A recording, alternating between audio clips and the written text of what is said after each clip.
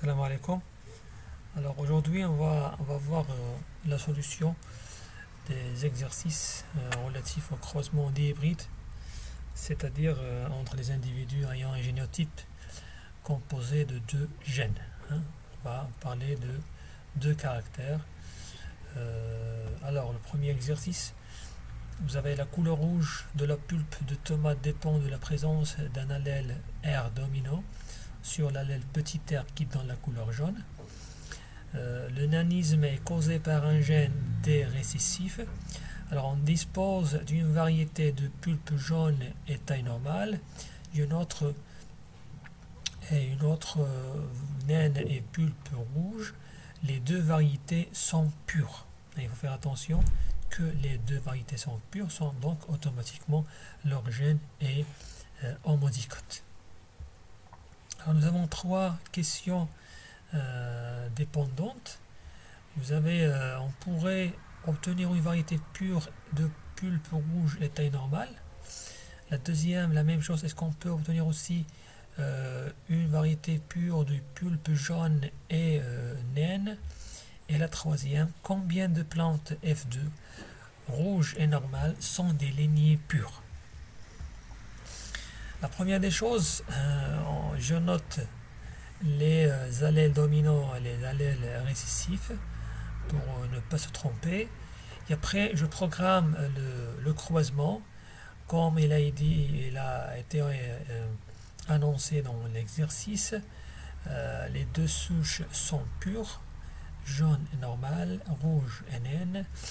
Donc, automatiquement, toutes les plantes F2 sont rouges et normales, mais leur génotype est hétérozygote.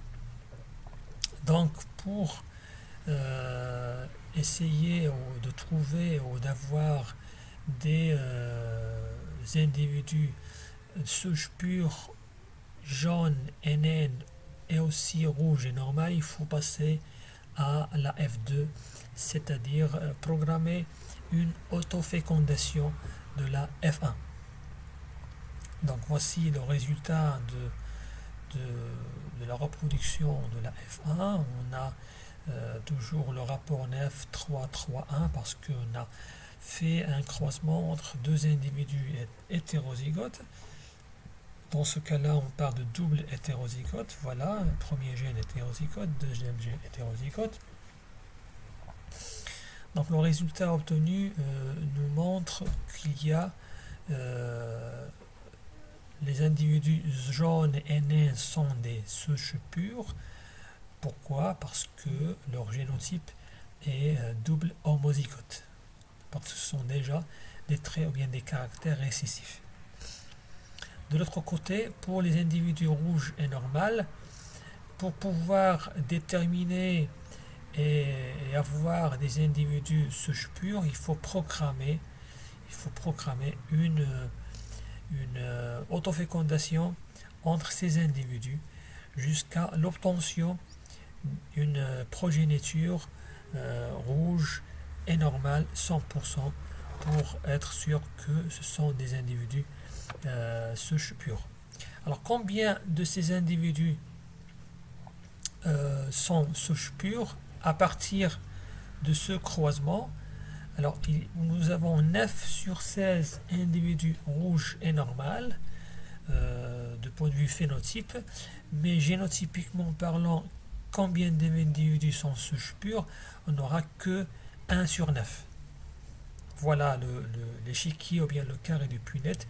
Vous avez 9 individus rouges et normales, mais un seul individu qui est souche pure rouge et normal. Donc de ces 9 sur 16, vous avez qu'un 1 sur 9. D'accord?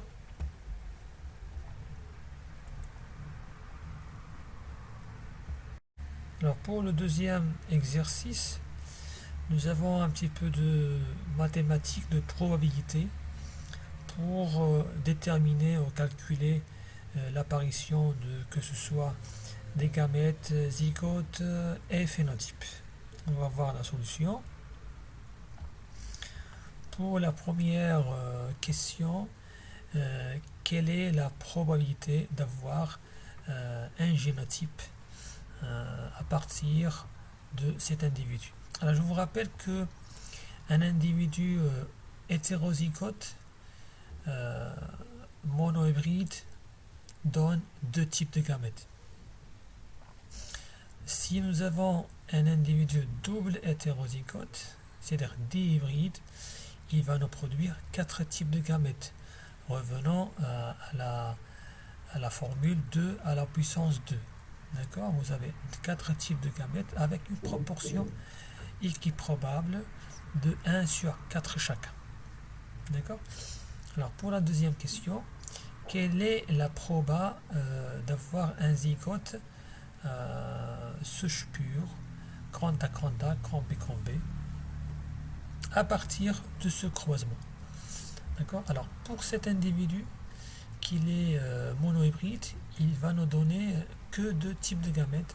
D'accord? C'est grand A, grand B et petit a, petit b, avec une proportion 50%, 50%. Par contre, pour l'individu double hétérozygote, il va nous donner quatre types de gamètes, hein, d'accord, avec une proportion de 1, 4, 25% chacun. Vous mettez ça sur le carré de Punnett et vous allez, il suffit de multiplier la probabilité de chacun des deux gamètes pour avoir la somme ou le produit qui est 1 sur 8. D'accord? Alors la question suivante, quelle est la probabilité de produire ces deux types de gamètes? Donc ici nous avons un individu monohybride, homozygote pour un gène et hétérozygote pour l'autre. Donc il va ne produire que deux types de gamètes, c'est grand A, grand B et grand A, petit b, avec une proportion 50% chacun qui est 1,5. Ici la question était, est-ce qu'on peut obtenir un individu grand A, grand A, grand B, grand B à partir de ce croisement? En principe, ce croisement qui correspond à deux individus souche pure, il va nous donner une descendance hétérozygote, double hétérozygote, grand A, petit a, grand B, petit b. Donc pour pouvoir tomber sur ce génotype-là, il faut programmer, il faut aller jusqu'à la F2. Il faut programmer une autofécondation pour aller jusqu'à la F2 et avoir ce génotype. Alors ce génotype, c'est en principe, c'est lorsque vous faites ça sur le carré du Punnett, vous allez avoir 9 sur 16 de grand A tiré, grand B tiré. Et de ces 9 sur 16, sauf 1 sur 16, 1 sur 16 qui est grand A, grand A, grand B, grand B. D'accord? C'est 1 sur 16 qui est souche pure. La suivante, c'est quelle est la probabilité d'avoir ce génotype-là, ce génotype de caractère dominant, c'est 9 sur 16. Ici, la probabilité d'avoir un phénotype grand A, grand B à partir de ce croisement. Alors si vous voyez ici que on aura quatre types de gamètes et un seul type de gamète. Donc le fait d'avoir un seul type de gamète qui porte les allèles dominants, automatiquement toute la population aura ce phénotype-là, donc c'est 100%. Et la dernière question, nous avons le même croisement antérieur et la question, quelle est la probabilité d'obtenir le phénotype petit a grand B? Alors phénotype petit a grand B, nous avons deux génotypes qui peuvent s'exprimer en petit a grand B. Donc vous avez la probabilité totale, c'est la somme des deux probabilités, 1 sur 4 fois 1, 2, et plus 1 sur 4 fois 1 sur 2, ça fait 1 sur 4. C'est le total de la probabilité d'avoir un phénotype petit a grand B. l'exercice suivant. Alors, le pelage noir des coquelles spaniels est codé par un allèle grand B dominant et la couleur rouge par l'allèle récessif petit b. Le motif de la couleur uniforme est codé par l'allèle dominant dans le locus grand S qui est indépendamment transmis et le motif tacheté par son allèle récessif petit s.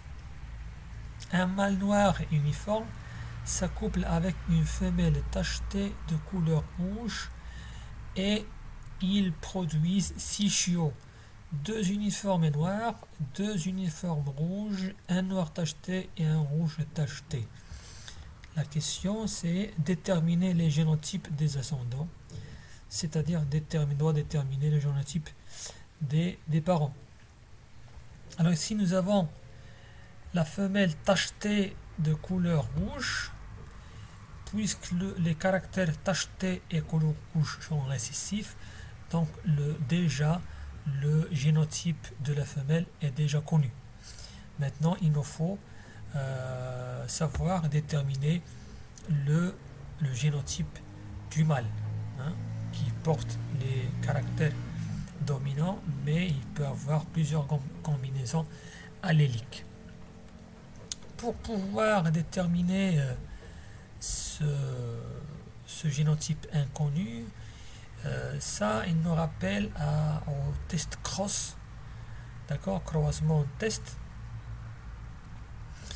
qui qu'à partir d'une reproduction avec un génotype méconnu par un génotype connu récessif, en fonction de la progéniture, on peut déterminer facilement le génotype le génotype inconnu. Dans ce cas-là, c'est le génotype du mâle. Donc à partir de cet individu, nous avons une idée claire sur la composition allélique de ce génotype, parce que cet individu qui porte le génotype récessif ou double récessif, le mâle doit avoir au moins un allèle récessif dans les deux loci, donc automatiquement le génotype du mâle doit être grand B petit b et grand S petit s, parce que chaque allèle est transmis de l'un des deux parents. Alors on continue avec l'exercice suivant. Alors chez le maïs, les phénotypes glossy, qui est un phénotype surface de feuilles brillante, et rootless, absence de racines secondaires, sont contrôlés par deux loci indépendants. Quand deux lignées pures se croisent, l'une d'un phénotype glossy et l'autre de rootless, on obtient une descendance de phénotype normal. La question c'est à quelle ségrégation phénotypique s'attend-il dans la F2? Quelle est la proportion phénotypique on va obtenir dans la F2? Donc premièrement, il faut programmer le premier croisement. Nous avons deux phénotypes, donc les individus, les parentaux sont des lignées pures parce que leur génotype est homozygote. Le premier porte le phénotype glossy, l'autre rootless. Automatiquement ce croisement il va nous produire une progéniture double hétérozygote, ou bien hétérozygote pour les deux loci. L'autofécondation de ce type d'individu, de ce génotype, nous donne une proportion phénotypique 9, 3, 3, 1, d'accord, avec un phénotype normal, rootless, glossy, et un phénotype double homozygote récessif qui est glossy et rootless. Alors pour l'exercice suivant, nous avons des plantes géantes de tomates sont produites par un allèle dominant, grand D, et les naines par l'allèle récessif petit d. Un autre allèle dominant grand H est responsable des tiges poilues et le récessif donne des tiges glabres. Vous avez deux plantes géantes avec tiges poilues dihybrides. Des hybrides se croisent entre elles et dans la F1, les résultats suivants sont obtenus. 21 plantes naines glabres, 64 plantes géantes glabres, 60 plantes naines poilues et 190 plantes géantes et poilues. Première question, faire un diagramme de croisement indiquant le génotype et le phénotype des individus.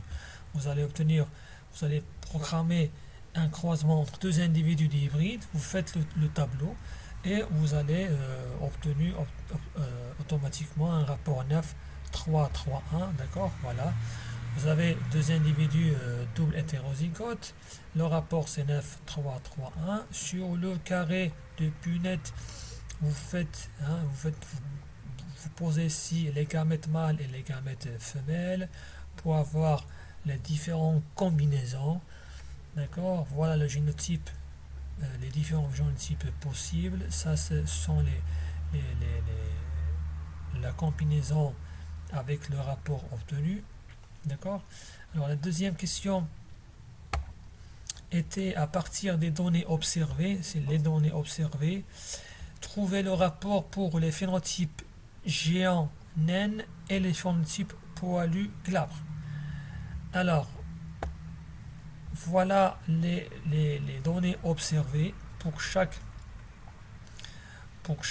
phénotype. Alors, quel est maintenant le rapport entre géante naine? Alors, on va faire la somme des individus géants avec le caractère géant et les individus avec le caractère naine. On va faire le rapport et le rapport nous a donné le résultat de 3,14. Approximativement c'est le rapport 3,1. La même chose pour le deuxième caractère qui est poilu et glabre, nous avons un rapport de 3,1. Et la dernière question, c'est si une plante dihybride est croisée avec une plante double récessif, quelle est la proportion phénotypique attendue? Alors, une plante dihybride, d'accord, dihybride, croisée avec un individu, une plante double récessif, celui-là il va en donner qu'un seul type de gamètes face à 4 types de gamètes. Donc automatiquement la proportion des génotypes obtenus avec ces phénotypes, c'est la proportion phénotypique sera 1 sur 4 pour chaque génotype. Alors on va continuer avec l'exercice suivant. Nous avons une généalogie qui montre des individus albinos et des individus affectés de la dentinogénèse imparfaite.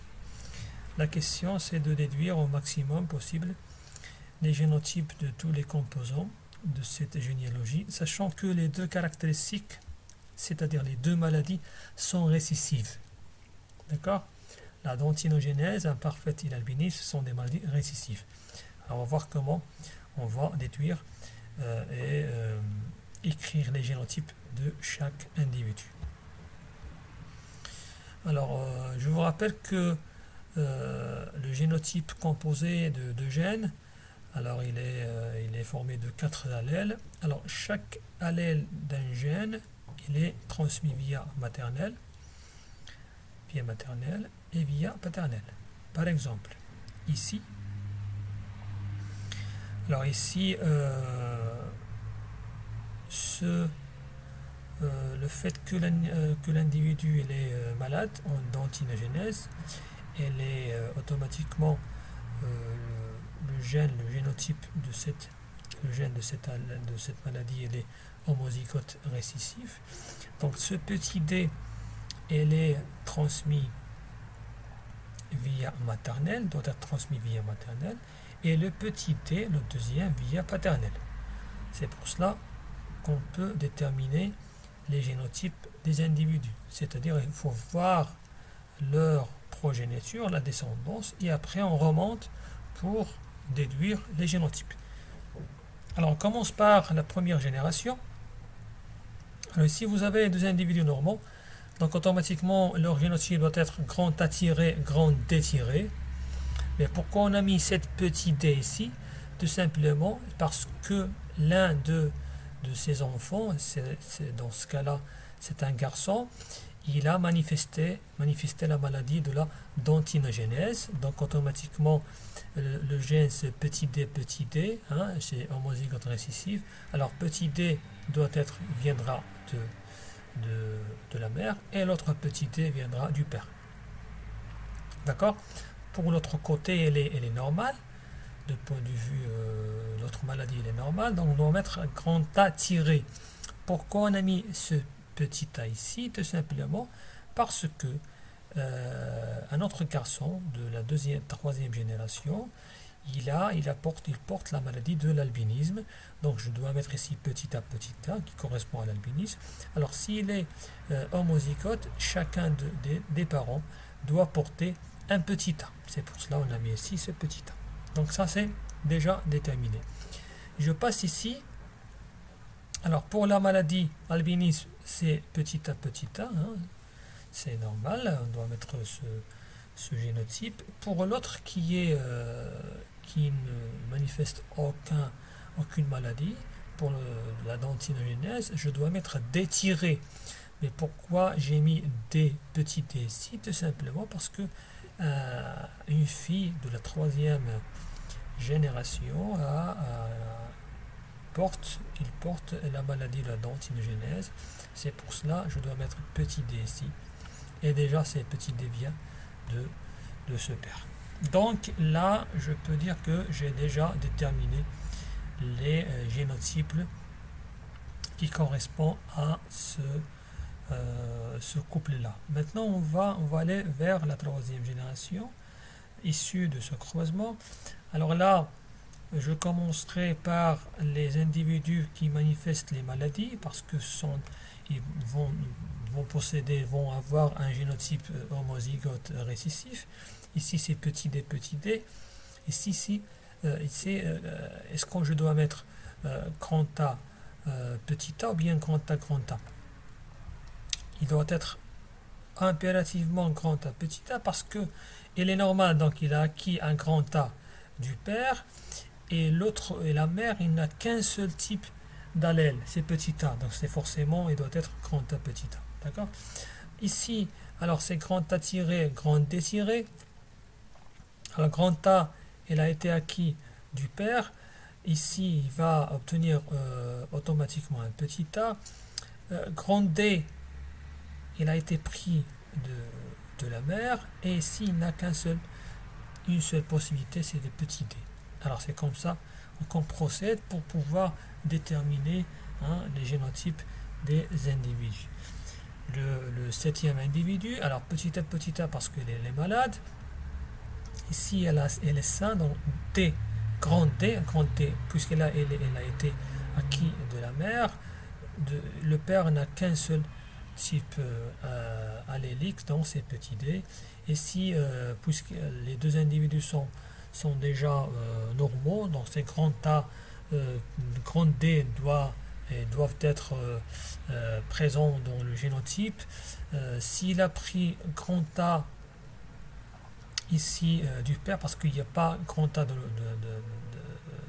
dans un autre génotype, petit a va être pris de la mère. S'il a pris grand D de la mère, de l'autre côté, il va prendre petit d. Et la même chose pour le neuvième individu. Donc, dans cette ligne-là, nous avons déjà pu déterminer le génotype. Passons maintenant de l'autre côté. Alors, ce sont des individus normaux. Donc, c'est grand A, grand D impérativement présent dans le génotype. Il reste comment déterminer les autres allèles. Alors, les autres allèles sont déterminés à partir de leur descendance. De leur descendance, on va voir ici petit a, donc cette petite a va être prise du père et l'autre a de la mère. C'est pour cela on doit mettre grand A, petit a de deux côtés. Pour le deuxième, la troisième fille, il a petit d, donc ces petits d doivent être répartis, hein, entre les deux parents. C'est pour cela que les deux parents sont double hétérozygotes. Maintenant, comment on peut déterminer ça? Alors, on a mis ici grand A tiré, grand D tiré parce que il peut y avoir un grand A du père et un grand A de la mère, ou bien un grand A de la mère et un petit a du père. C'est pour cela qu'on a mis grand A tiré. Même chose pour grand D tiré. Ici, obligatoirement, on doit mettre petit a parce que l'individu est malade. De l'autre côté, pour la deuxième maladie, elle est normale. Donc c'est grand D tiré. Pourquoi on a laissé le tiré? Parce qu'il y a plusieurs possibilités. Soit DD, soit D petit d. D'accord? La même chose pour cet individu. Elle est malade, donc c'est petit d. Grand A, il y a plusieurs possibilités, hein, de transmission allélique. Et la même chose aussi pour le quatrième individu. Alors c'est comme ça qu'on peut déterminer les génotypes possibles. On doit toujours voir la descendance et après on remonte vers les ascendants. Alors pour le dernier exercice, nous avons une généalogie qui montre deux maladies qui apparaissent avec une basse fréquence chez l'espèce humaine, qui sont dues aux gènes situés sur les différents chromosomes. Alors, nous avons ici des individus marqués en bleu sont qui manifestent la surdité et marqués en gris le nanisme. La première question, quel est le type d'hérédité de chacune des maladies? C'est-à-dire, est-ce qu'il s'agit des maladies dominantes ou des maladies récessives transmises par des allèles dominants ou bien des allèles récessifs? Donc pour pouvoir déterminer le type d'hérédité, alors on va voir toujours le produit d'un croisement. Donc ici nous avons deux individus, chacun porte une maladie. Cette maladie, par exemple le nanisme, n'apparaît pas dans leur progéniture. Par contre, une maladie qui est absente de point de vue phénotypique chez les parents, et elle apparaît de nouveau dans la descendance. Donc cette maladie, le nanisme, c'est une maladie récessive. D'accord? C'est une maladie récessive. Par contre, la surdité, on voit qu'elle apparaît toujours, hein, dans la progéniture. Voilà. Donc c'est une maladie qui est dominante. D'accord? Alors maintenant, pour indiquer le génotype de tous les individus, on va procéder de la même manière que l'exercice précédent. Hein, on va pour déterminer les génotypes possibles, il faut toujours voir le résultat, la progéniture, la descendance, et après on remonte pour compléter, hein, les génotypes. On commence toujours par les individus ayant le génotype connu, sont les individus homozygotes récessifs, sont les individus qui portent les génotypes, les allèles récessifs. On commence toujours par ces individus et après on complète petit à petit, hein, la généalogie. D'accord? Alors la dernière question, c'était la probabilité, hein, calculer la probabilité que le premier descendant de 2-1, cet individu, et 3-4, qui soit sain avec surdité, affecté par nanisme ou affecté seulement par l'une des deux maladies. Premièrement, on doit programmer, on va mettre ici le croisement entre 2, 1, cet individu, et 3, 4. D'accord? Voilà le résultat. Celui-là, il ne donne qu'un seul type de gamète qui est S petit s, petit n. Et celui-là, il nous donne 4 types de gamètes. Donc c'est la proportion, c'est 1/4 de chaque maladie, de chaque phénotype. Maintenant, pour qu'un première progéniture soit en bonne santé, normale, c'est 1/4, voilà.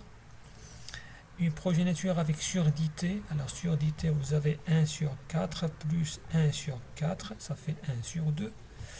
Première progéniture touchée par le nanisme, alors le nanisme, nous avons 1/4, voilà le nanisme, 1/4, ça fait 1/2, parce qu'il n'y a pas une précision, il ne donne que la progéniture soit touchée par le nanisme. Et la dernière, la première progéniture, ici il y a un petit peu de précision, touchée par l'une des deux maladies. Une des deux maladies, vous avez soit surdité et le nanisme. D'accord? C'est 1/4 sur 1/4 plus 1/4, ça fait 1/2. Voilà.